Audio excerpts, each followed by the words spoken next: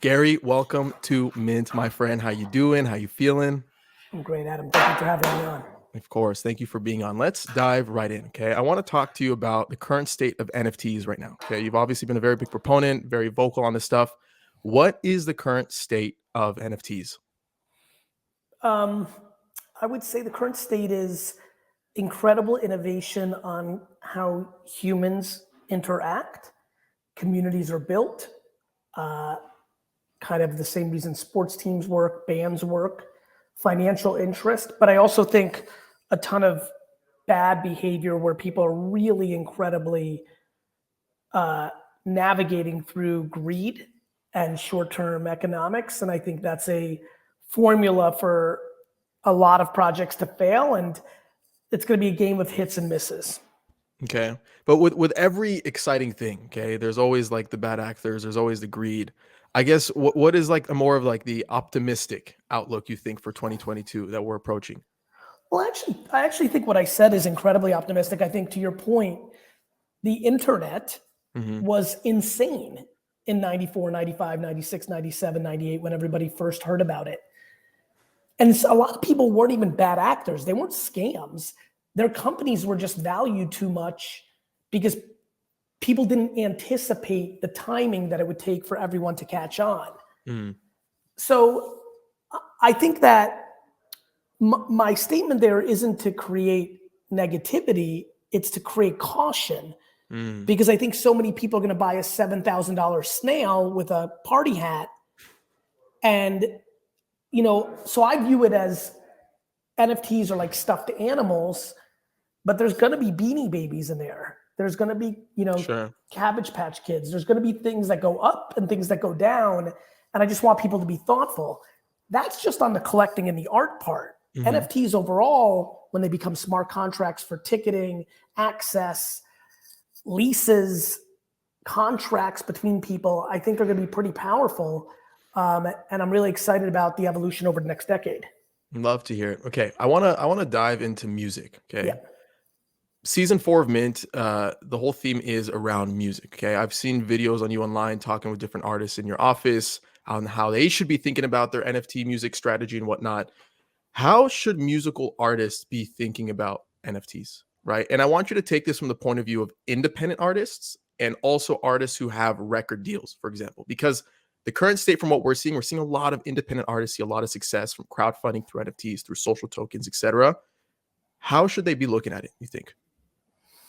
Independents should be looking at it as a financial opportunity versus taking an upfront check from a record label if they think that they can be great at continued sustained marketing. And so, the economics 50-50 deals or 20-80 deals with a label, is that better than selling a piece of your royalties in perpetuity to your fan base is a really fun and fascinating question. And most people today won't put in the work or build a team around them to successfully launch a $500,000, $1 million NFT launch where the artist keeps 80% of the equity and the fans get 20% of the royalties on this first project.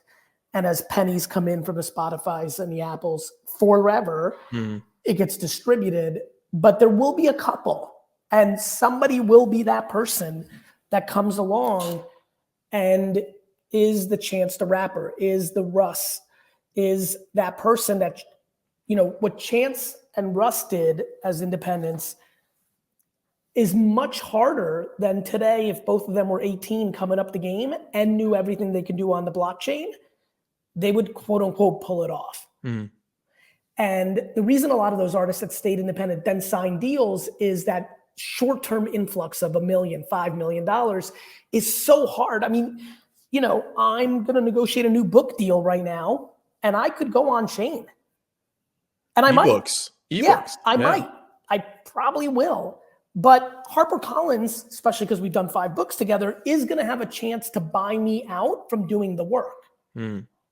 But I think a lot of independent artists, 2, 4, 7 years from the filming of this, will opt to do a project that represent a piece of the action versus taking upfront check, because they'll take all that money and their manager or their homies will become the marketing engine and try to do the things that the record label does to create sustained demand. And in the world of SoundCloud, in the world of TikTok, and everything in the future that's going to come out that looks like it, I think it's going to be viable to the most entrepreneurial and operational music artists, not to the people that are just an artist that don't even want to deal with it. And those people are going to continue to sign record deals. And I think it's a game of both. It's just not like these are going to kill the record industry. It's just going to evolve it. Yeah. So you just mentioned a bunch of stuff that actually I have follow-on questions to. Okay. But for starters, what do you think the relationship between like record labels and music artists looks like now with the introduction of NFTs, all these tokenized assets and whatnot? And I only ask you this because back in season 3, I had this guest on. Her name was Latasha, super talented artist, has an amazing story. We basically had this hot take where music labels are going to become like creative hedge funds, meaning a lot of these artists are going to start tokenizing themselves. They're going to have different forms of assets on chain, from social tokens to NFTs to music NFTs to fandom to all these different things, and that these hedge funds might actually evolve into hedge funds, right? I mean, not these hedge funds, the record labels will evolve into hedge funds, right? Do you see that kind of coming to fruition? Do you have a different take on that? What do you think? I feel like they're kind of that now, but the collateral is the music royalties. And this is just becoming another version of another tool in that toolbox. So, I mean, I would argue that that's what they are today. They're a bank making bets. And 8 out of 10 artists, 9 out of 10, 99 out of 100, you know, the music people who are listening know this better than I do, could be 999 out of 1,000 really don't hit. And if you get Adele or Eminem, he probably pays for it all. And by the way, no different than hedge funds and venture capital firms. And so, yeah, I think that's happening now. Okay. You got it. So you don't I think the bigger question is, an NFT project can now generate $1 million or $2 million in an hour if you do it well. Yeah. Will that lead to the fans getting the royalties versus a record label? It, because of the technology of the blockchain, is the most interesting conversation in music. So walk me through that more. So that's for those so who cool, don't understand, right? If you're Nirvana and you haven't signed a deal yet, and it's 1990 and you're on the come up, 88, 89, Nirvana fans will know this better. I'm just guessing the time range. Instead of signing a deal, you put out an NFT project, because now it's 2025 and everybody knows how this all works. And you put out a bunch of tokens with different art, maybe your album cover with different variations. And you say that, you know, this token represents a sliver of the royalties. We have 1,000 units, and, you know, it's going to add up to 20% of our royalties. So 0.02, 0.2, whatever the math is there, 0.02. And that's it. And fans can now buy 5, 6, 7. And then as the economics come from the distribution partners of today, you're, as a fan, getting royalties on the music. I mean, musicians that really hit make a lot of money on royalties in whatever deal, or good or bad or indifferent deal they have.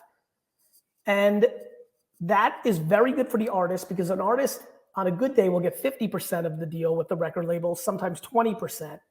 They also have to pay back the label for every expense. So when the record gets promoted and they spend $100,000 on a billboard, that's really the artist is paying that, right? Because they have to pay that back before it's profitable. I think if you have 10,000 fans who have financial interest in you being successful, we've already seen fans of music forever want to pump their up-and-coming artists until they hit big, and then they get mad because they've gone mainstream. Now, oh, sorry about that. I was getting up. I'm getting you some better. You're getting too excited, man. Too excited. Now, instead of getting mad when Dave Matthews or Nirvana or whoever, Lady Gaga, exploded, now you're going to have people that are thrilled because they're going to make money. Yeah. Right? Like, could you imagine, like, this is going to change the relationship graph between artists and fans. Fans who now were really good at picking up and coming artists, almost like A&R. Yeah. They're going to now be able to potentially over the next decade, as this gets matured, be part of the action. Imagine you're living. I know a bunch of people who are passionate about music are going to hear this and be like, oh shit, this is exciting. Imagine what you do for a living is try to find up and coming artists and buy their NFTs to get a piece of the royalties, and that you're good enough at it that the Billie Eilish or the Weeknd or the, Roddy Ricch or whoever you find hits enough that your little sliver, because you bought 7 tokens, is strong enough to make it a go. So that's the thing. So we're already seeing like friends aping together, creating these multi-signature wallets, contributing ETH, buying assets of artists that they love and adore that are up and coming on platforms like Catalog, on Sound, on Mint Songs, on Bolero, etc. Are you buying any yourself? Have you bought any music NFTs? I have not. Do you have any interest to in the future? Do you see yourself? In a substantial way. What are you looking for? Like, what would you look for? Well, listen, I have a huge secret weapon. I have Mike Boyd. I have unlimited videos on the internet of me sitting down with artists that we thought were going to be hitting and successful, and whether that's Gunna or whoever it might be, like Tierra Whack or Lil Keed, like T Grizzly. Like, these are people that I would love to buy. Saweetie was in my office doing a podcast when she just got out of doing car rap videos. If I go and buy 35 of her NFT projects, which represented 0.35% of her royalties, I believed in her. I believed in her swag, her hustle, her creativity. I would have done really well. Yeah, makes sense. I wanna talk more about these independent artists because a lot of them are getting much favorability from the Ethereum community.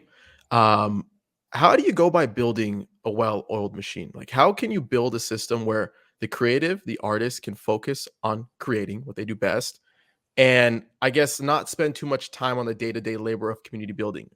And that could be actually taken in a different way, right? So should the two even be treated separately, right? Because we're seeing a lot of creatives, like, they get the creating part, they understand the producing of music, they get all that stuff. And then when it comes to opening the Discord, when it comes to opening the Telegram, when it comes to creating consistent content, keeping the narrative alive with their collectors, how do you actually go by doing that? I feel like it's one of the biggest challenges plaguing a lot of these artists from jumping deeper into Web3. They give 3% of the action to the Adam or Gary in their life. These artists have given up 10, 20, 30, 80% of their economics for the last 100 years. They're going to build new partnerships. There's going to be the modern day Scooter Braun's, Guy Osiris, Chris, like these people that came at Coach K, they're going to evolve these managers into different business kind of partners. I mean, I could take 3 of my good people right now and start a record label that do all of what you just said better than anybody on earth and dominate. I'm down.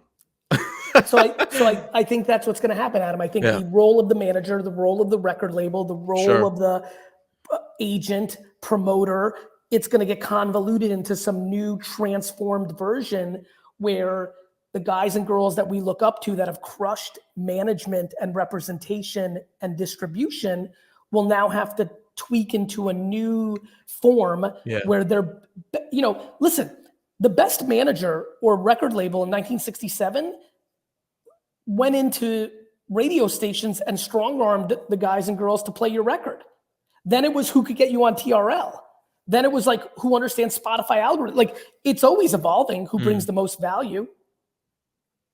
Yeah, I don't know. I kind of see the relationship, and this goes back to my other question about like the role between record labels and artists, right? As more and more artists, they tokenize themselves on chain, these record labels will be buying these assets rather than owning the person, right? They'll be co-owning pieces of their work, and their role will kind of shift to community managers, right? Of managing all these collectors and being in the Discords, being in the Telegrams, being in these communities, setting up IRL events and URL events and whatnot, and seeing that kind of model like evolve as this demand for fan to artist relationship kind of grows, right? So I kind of see that taking shape. And I echo that you kind of feel the same way. I want to jump into social token. Real quick, just for a quick second. Yeah. Community management is the slang term you've decided to use for it. I would just call it a modern contemporary marketing executive, right? Because it's whether it's Discord or making original content on TikTok or knowing how to run Spotify ads in their self-serve. Like I do, back to what I do for a living and what VaynerMedia does for a living, it is a lot more nuanced and has 6 to 17 things. I think a lot of people think it's a spoon, and I think it's a Swiss Army knife. It's not just TikTok or Discord community management content for TikTok versus Instagram versus YouTube Shorts. It's also running ads to amplify under underpriced ARB.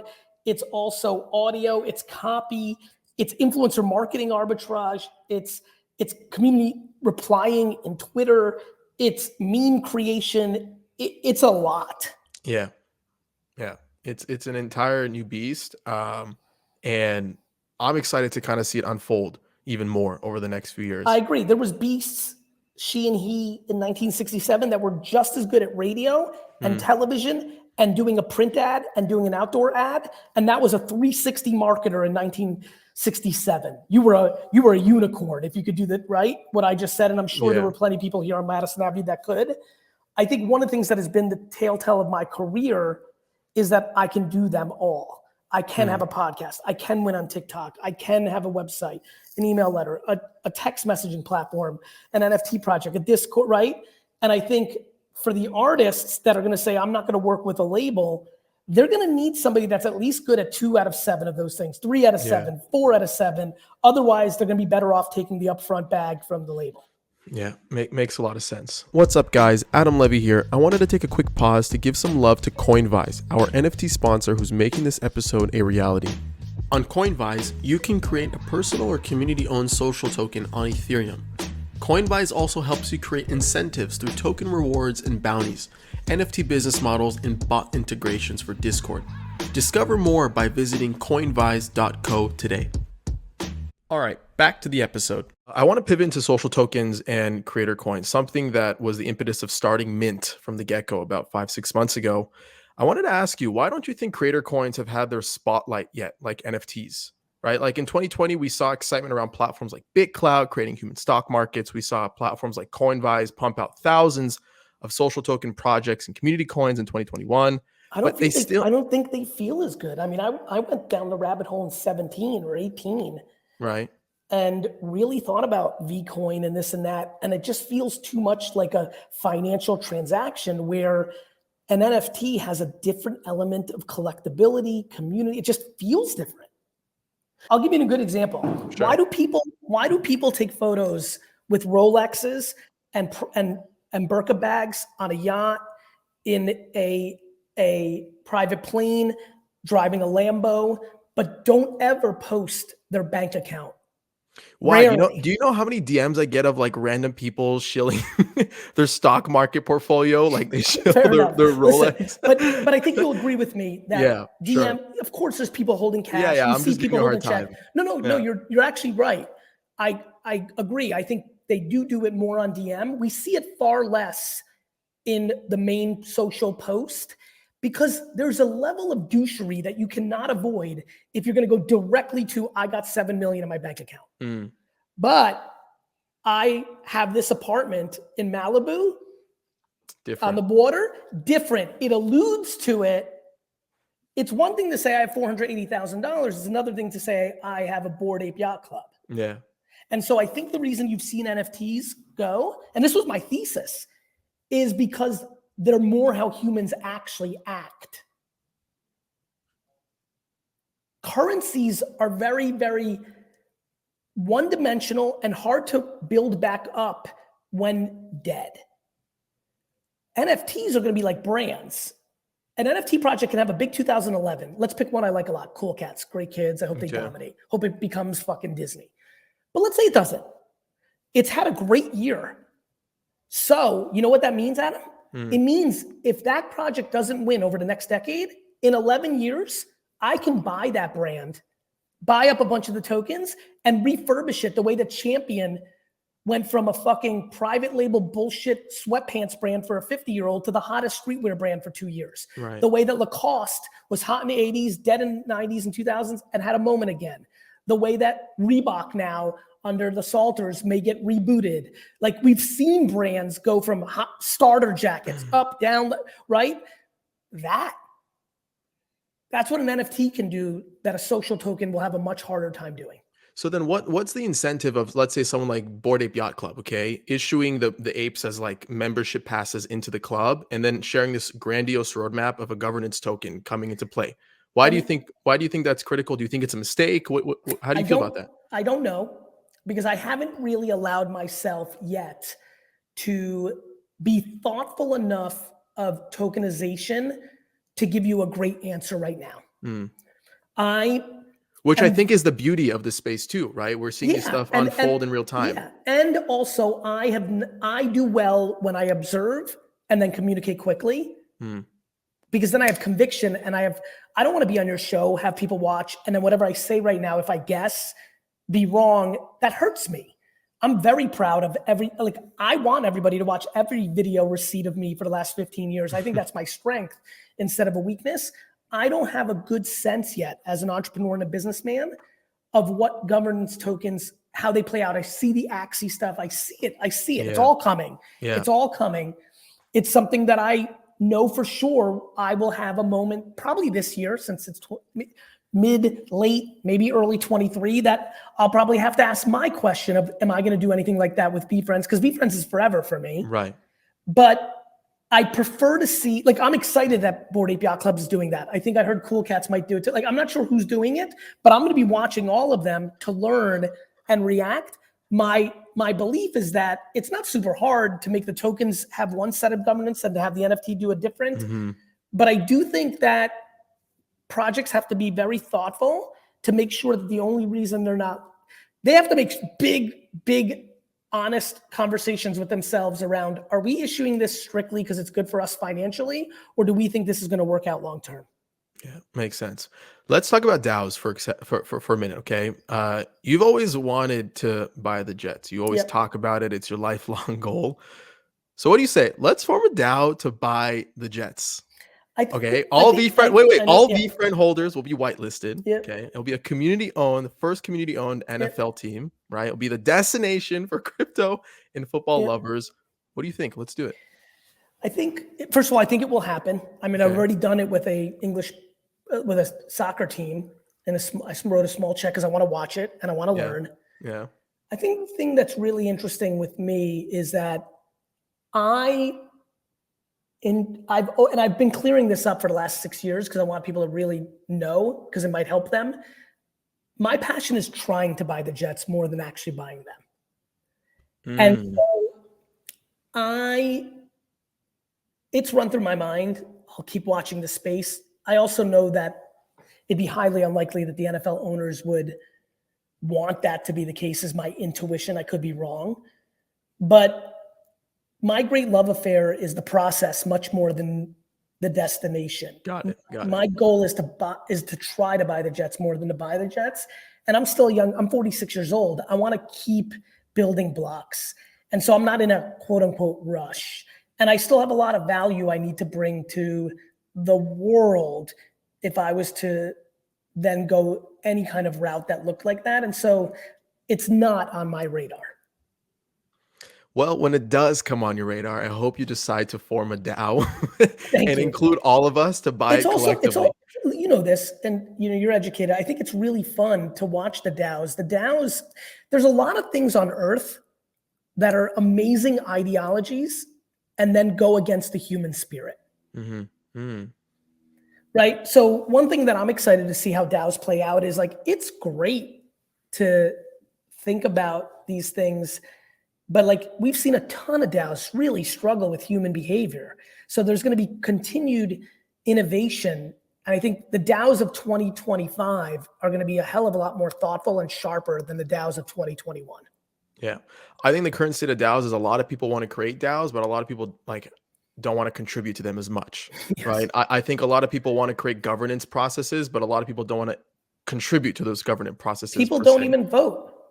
A lot of people don't even vote. You end up seeing that the largest shareholders, like the funds, end up controlling the direction of the protocol, and you see them voting publicly on Snapshot or their own governance forums or whatnot. So I think in theory, I think yes, there's a lot of opportunity. I've started DAOs, I've contributed to DAOs. I love the concept of DAOs. I love seeing artists issue assets of themselves, like music artists, whether it be in the form of an NFT, a social token, whatever it may be, and then all these collectors coming together, collectively building this artist. So I think there's different use cases that come into play that make it notable and worth exploring.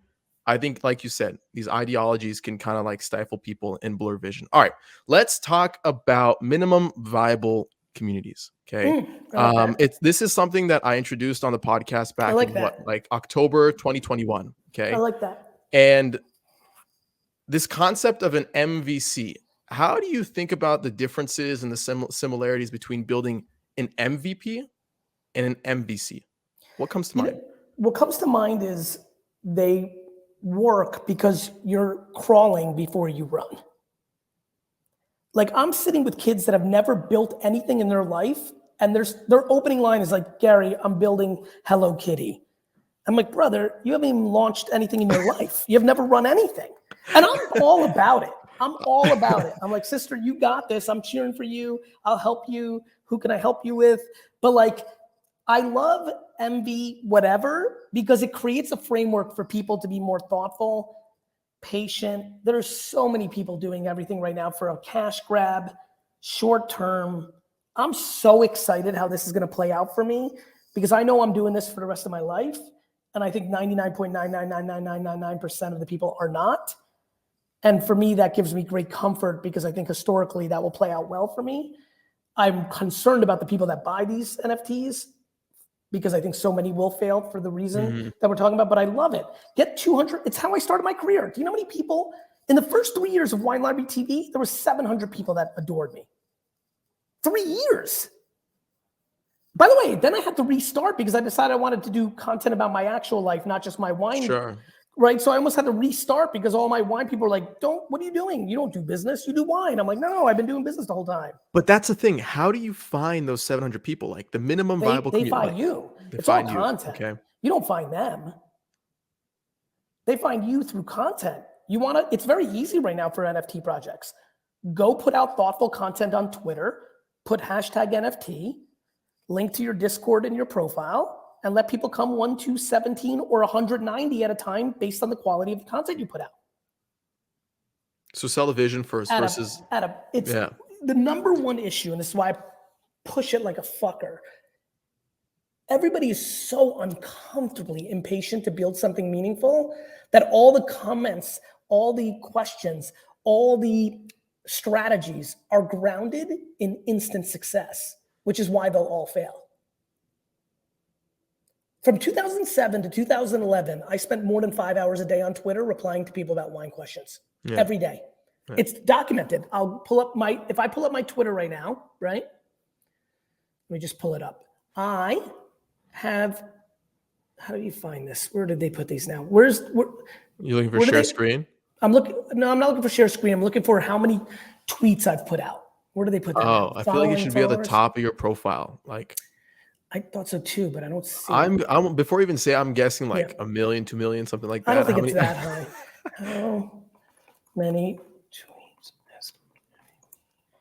Because like as you're finding that, okay, so those first 700 people, okay, when a creator, when an independent artist, when someone entering the space, okay, tries to build that initial pulse around their vision, around their ideologies, your take is to push out content, add these hashtags, and like tap into these like discovery mechanisms that allow you to kind of find these people that resonate with what you're trying to do.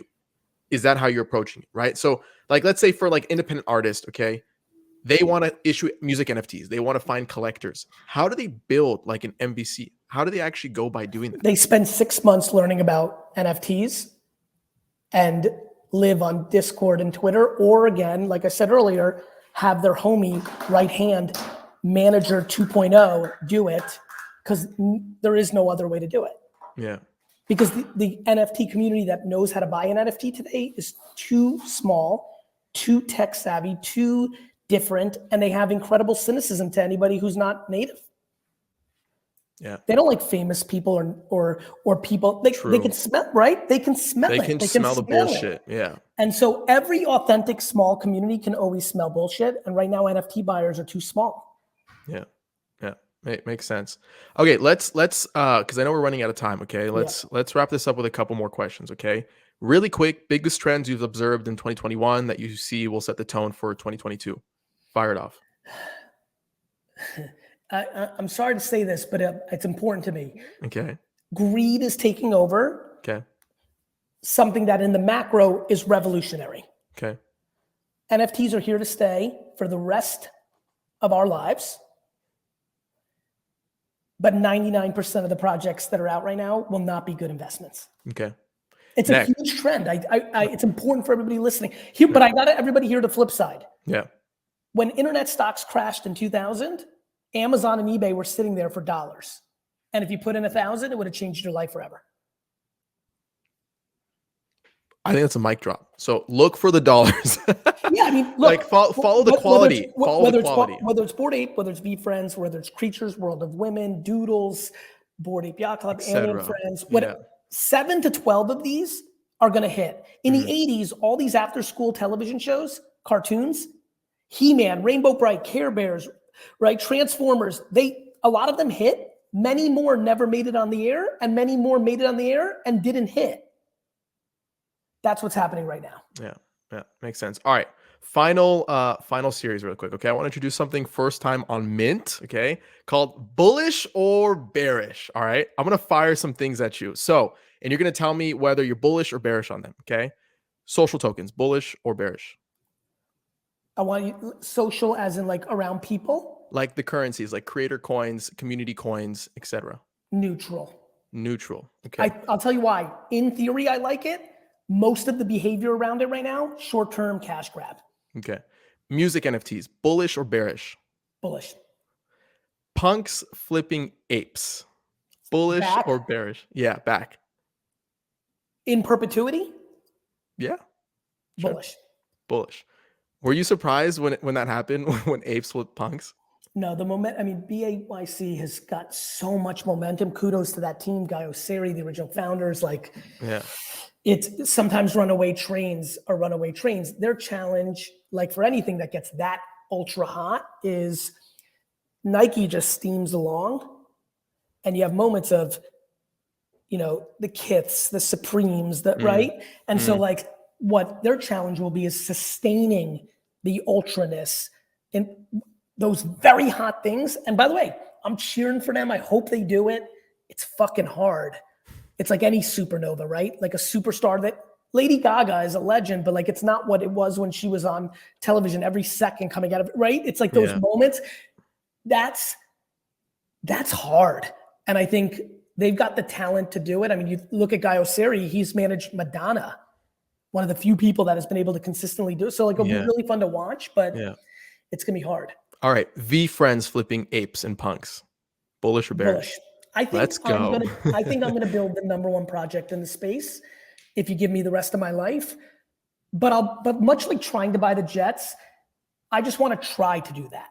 Yeah. Like 78-year-old me seeing the Larva guys or seeing the Bored Ape and them being 5-10x to me, I go up there with handshake and like real love. Like, man, you guys really like, I'm really proud of what I did, but I love giving roses to people that outperform me in my business. When I'm at the Sam's Wine Club people, Sam's in Chicago, big wine store, when I met Bob Hoffman, may rest in peace, when they were a much bigger store than Wine Library and doing it better, I couldn't wait to run up to him at the Wine Spectator and be like, you guys are doing, like, even though every day of my life I'm trying to do it better, I love when people outperform me because it's based on merit. But do I believe that VeeFriends will be #1? I do, because I think I'm more Walt Disney and Vince McMahon. And I've talked about those two, and I think I'm that, and I'm going to do it. Amazing. All right, last two. DAOs, bullish or bearish? Very bullish. Very bullish. Okay. The US operating like a version of a DAO where every citizen's vote is captured on chain during political elections. Bullish or bearish? Bearish. Bearish. Really? Okay. Yeah, I think there's going to be too much defense in Washington for that. All right. Gary, this was fun, man. Thank you so much for your time. I hope to have you on again soon. Happy holidays. See ya.